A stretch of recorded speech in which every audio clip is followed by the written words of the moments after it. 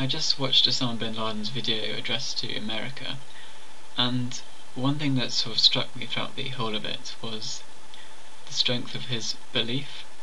I mean, obviously, I don't agree with what he's saying, and anyone can see that, you know, what he did to America is completely objectionable.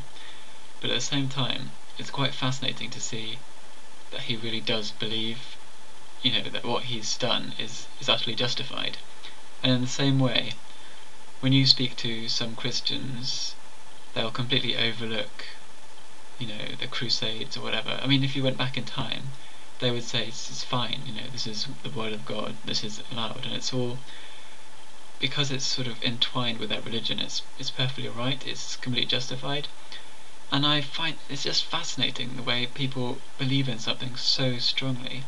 I mean, if you take the example of like these primitive Africans, they were told by their shaman that if the claw is pointed at you, you'll have a day to live or something ridiculous.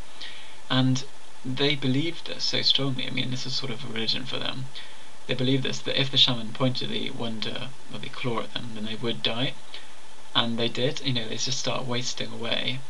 And because their mind was, they were so convinced by this, by what they were told, they just died. And in the same way, people who believe in Islam, the current message of Islam, they believe in it so strongly that they're willing to die for it in the same way. It's a different scenario, but do you see what I mean? People's beliefs are so compelling that it forces them to do all kinds of amazing things.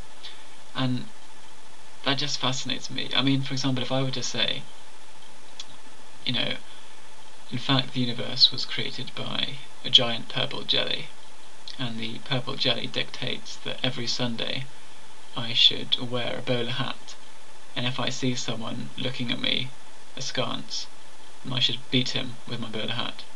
If I believed that to be the ultimate truth of the universe, I would do that without any hesitation or any doubt that what I'm doing may be a bit weird or maybe wrong in some sense. No, there's just none of that. It's just fascinating to me.